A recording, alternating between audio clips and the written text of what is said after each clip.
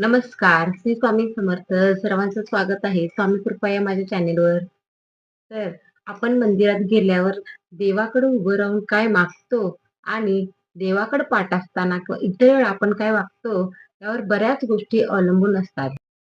कारण मंदिर या शब्दाचा अर्थ असा आहे, की जिथं गेल्यावर आपल्या मनाला धीर मिळतो किंवा आपल्या मनाला एक प्रकारचा आधार मिळतो, त्यालाच मंदिर असं म्हणतात.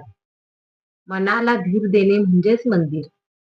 आणि जसे की काही-काही व्यक्ती मंदिरात जाताना देवासाठी खूप काही घेऊन जातात. देवाला प्रसन्न करण्यासाठी किंवा देवाचा आशीर्वाद आपल्याला मिळावा म्हणून. पण त्यांच्या मनात जर श्रद्धा नसेल किंवा दुसऱ्याचं जर सतत त्यांच्या मनात दुसऱ्याचं वाईटच व्हावं अशी जर त्यांच्या भावना मनात असेल, तर देव त्यांना कधीच प्रसन्न होणार नाही. देवाला काहीतरी दिलं म्हणजे आपलं काम झालं किंवा देव आपल्यावर एवढ्यावर आपला देव खुश होईल असं काहीच नसतं. आपले विचार, आपले कर्म हे चांगले ठेवायला हवेत. तर देव आपल्याला साथ देतो व वेळोवेळी आपल्या पाठीशी उभं राहत असतो. आणि बऱ्याच वेळेला असं होतं, की आपल्या डोक्यात खूप विचार चालू असतात, खूप टेन्शन आलेलं असतं. मग ते घरातल्या कटकटीमुळे असेल किंवा कामाच्या ठिकाणी असेल किंवा अशा बऱ्याच गोष्टी असतात, की त्यामुळे आपण खूप विचार करत असतो. आणि जर का तुम्ही खूप टेन्शनमध्ये असाल, डोक्यात तुमच्या खूप विचार चालू असेल, तुम्हाला अशा सिच्युएशनला काय करावं ते कळत नसेल, तर तुम्ही एकदा नक्की आपल्या जवळपासच्या स्वामी केंद्र किंवा मठात जावा.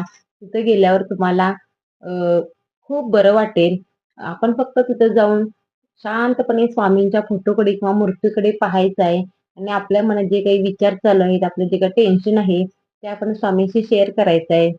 तसं स्वामींना आपल्या सगळ्या गोष्टी माहीत असतातच, पण आपल्या मनाला एक धीर मिळण्यासाठी किंवा आपलं मन हलकं व्हावं यासाठी आपण स्वामींशी ते गोष्टी शेअर करायच्या आहेत किंवा स्वामींना आपल्या मनात ते सगळं सांगायचं आहे.